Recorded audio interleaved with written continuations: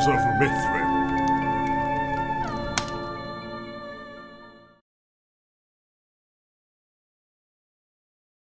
Scales of Justice, read by Ennatos. Part 3. Bounty. Back on the other side of the wall, Elvin and Derville worked hard to lift the lattice back up and rest it against the wall. The wood was old, but it seemed solid enough, holding at least well enough for them to get a foothold and pull up to the top. From there, they could make out the prone figure of Montu, lying on the paving slabs of the yard. Beside him, Ducky sat whittling away with a small knife at a piece of wood. The two of them smiled and began to climb down carefully to join him. "Took you long enough," the big man scoffed without even looking up. "What can I say?" Elvin said, leaning in to check Montu for any signs of injury. He turned back to look straight at Ducky. "We fancy to run first." Derville walked over and joined Elvin in his checks. "He looks like he took quite a blow," she said, pointing to his head. Ducky began to stand up. "He'll be fine," he grunted. "I pulled the punch. He'll have a headache when he wakes up, but don't you worry, he will wake up." "Well then, we'd better get him tied." Derville began to pull out some rope from her pack. "Don't want him running away again." "I am not sure how we're going to move him, though." Elvin looked thoughtful. "It would have been a lot easier if you had left him able to walk." "Oh, don't you worry about that." Ducky smiled. "Are you done with those?" He looked at the ropes Derville was tying. "Yeah, that should hold." She stood back. "Right then." The enormous man scooped the prostrate figure of Montu up in his arms and flung him over his shoulder. "Off we go." The way to the warden's office was reasonably clear. Very few people were hanging around there, and those that were saw Ducky coming some way off and quickly moved aside to let him by. The office itself was quite small. It was an older and sturdier building than the ones around it. Gray stone had been laid between thick beams of acacia wood, over which long banners, in the colors of the city, hung down between heavy iron braziers that were lit each night. The two wardens on duty at the door stiffened and held firm their poleaxes as the three of them approached. One craned his head to look at the still unconscious figure of Montu draped across Ducky's shoulder. He rolled his eyes and smirked as the tall man winked and walked by and passed through the door. Inside, the entire ground floor was open plan, with a counter set at one end. Doorways behind led downstairs to the cells, upstairs to the dormitories, and out back to the stables. Several wardens were moving this way and that through the large room, but one, noticing Ducky and the others when they entered, made his way over to the counter and opened a large leather-bound ledger.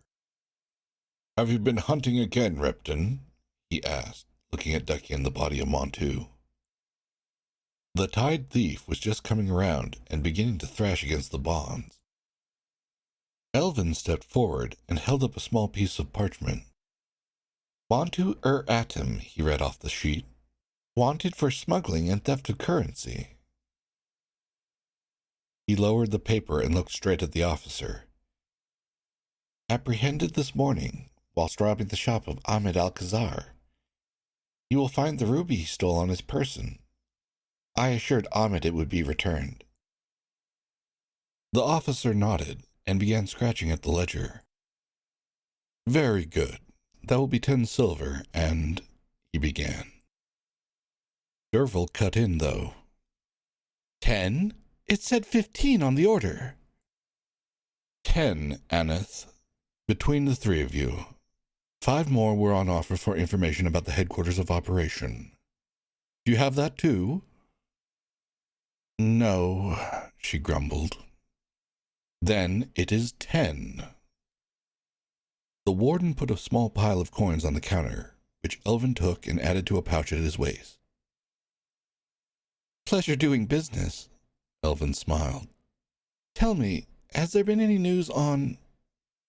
The officer broke in. Branley, you know I don't get to hear about that. The captain is in the stables, though, if you wish to ask him. Elvin nodded. Right you are. They made their way through the door at the rear and out into the yard at the back. Like many of the others in the city, the yard was a large square with a stone perimeter made up of the walls of other buildings or yards. A side passage with a high arched ceiling gave way to the street and allowed for animals to be walked in without having to go through the warden station itself.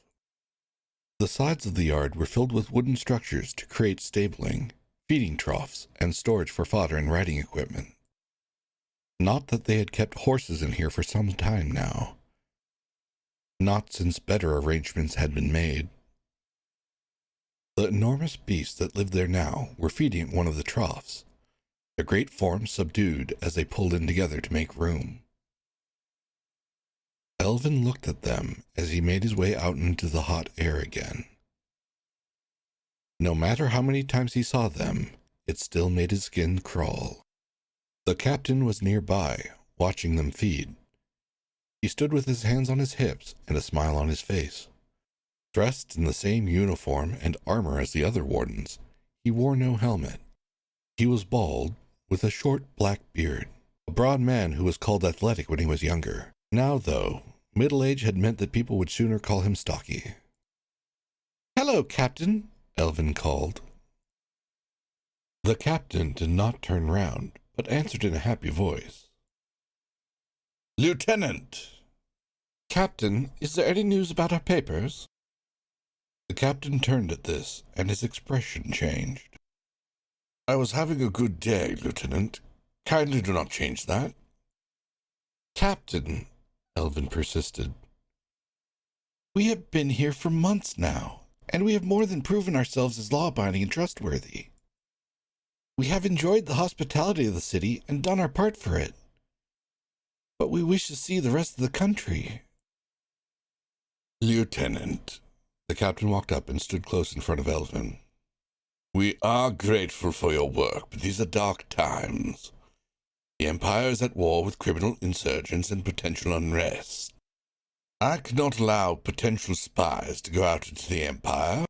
"We're not spies," Derville broke in. "We're just—" The captain raised a hand and narrowed his eyes. "In that case, your papers will, I am sure, come through in due time. But until then, my hands are tied. Until then, be patient and do not cause any upset. You have shown loyalty so far. Do not taint that with insurrection now." At this, he pushed past Elvin and walked back into the station. The three of them were left alone in the yard. After a moment, they untensed. "So now what do we do?" Derville asked.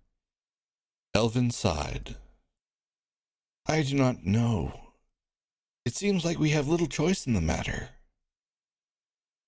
"I don't like it," Ducky growled. "You said it would just be for a few days. I'm no warden's deputy." I know. Elvin slumped down to sit on the end of an empty trough. "They seem to be treating us well enough, at least." "For now," Ducky growled. "Yeah," said Derville. "I don't want to outstay my welcome, though. Do you think we could maybe speed things up?" "I do not know," Elvin sighed again.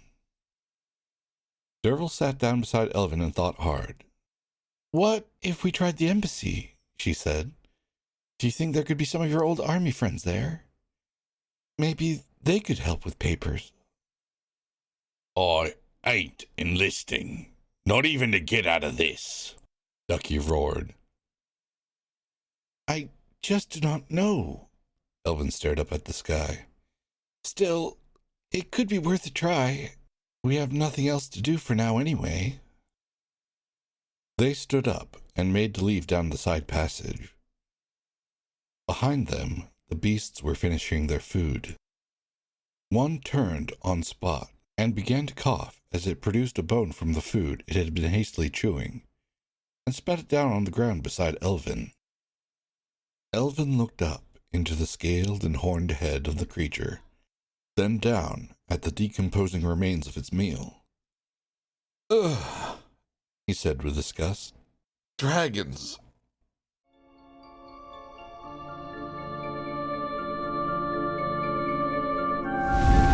Tales of Mithrym are written by Jimmy Clephane.